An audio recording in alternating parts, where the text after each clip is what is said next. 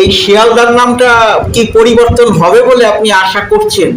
আপনারা যে এটা আমাদের দীর্ঘদিনের একটা দাবি ছিল যে শিয়ালদহ যে স্টেশন, এই শিয়ালদহ স্টেশন লক্ষ লক্ষ ওপার বাংলা থেকে আসা উদ্বাস্তু বাঙালি হিন্দু পরিবারের রক্ত, ঘাম, দীর্ঘশ্বাস, চোখের জলের শিয়ালদা স্টেশন জুড়ে প্রত্যেকটি জায়গায় কোনায় কোনায় তাদের ঘাম, রক্ত, চোখের জল, দীর্ঘশ্বাস যখন দেশভাগ হয়, সেই দেশভাগের স্মৃতি বিজড়িত স্টেশন হচ্ছে শিয়ালদা স্টেশন। আপনারা জানেন যে গেদে বর্ডার দিয়ে এবং আমাদের বনগা দিয়ে সমস্ত রেলপথে যে যোগাযোগটা সবটাই শিয়ালদা কেন্দ্রে।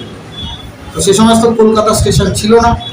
সেই শিয়ালদা স্টেশনটা যেহেতু দেশভাগের স্মৃতি বিজড়িত, আর এই পশ্চিমবঙ্গটা বাঙালি হিন্দুর হোমল্যান্ড যিনি করেছেন, অর্থাৎ যার জন্য এই পশ্চিম বাংলার জন্ম হয়েছে, পশ্চিমবাংলার জন্মদাতা ভারত কেশরী ডক্টর শ্যামাপ্রসাদ মুখোপাধ্যায়, তার নামে 2018 সালে হিন্দু সংহতির প্রতিষ্ঠাতা প্রাণপুরুষ শ্রী তপন কুমার ঘোষ, সেই তপন দা প্রথম এই দাবি তুলেছিলেন যে শিয়ালদা স্টেশনের নামকে ডক্টর শ্যামাপ্রসাদ মুখার্জি টার্মিনাল করতে হবে। তো সে সময় কাদের সরকার ছিল? জেহাদি জামাতিদের সরকার ছিল, আপনারা জানেন।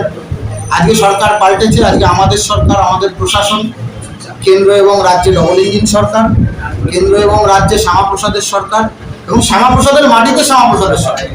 তাই সেখানে দাঁড়িয়ে আজকে শ্যামাপ্রসাদ মুখোপাধ্যায়ের নামে শিয়ালদহ স্টেশনের নামকরণ করা হোক।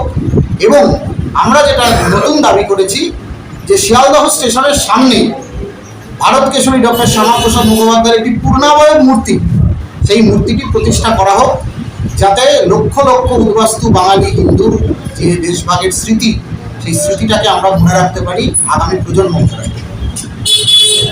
ধন্যবাদ। জয় শ্রীরাম, জয় শ্রীরাম, জয় শ্রীরাম, জয় শ্রীরাম, জয় শ্রীরাম।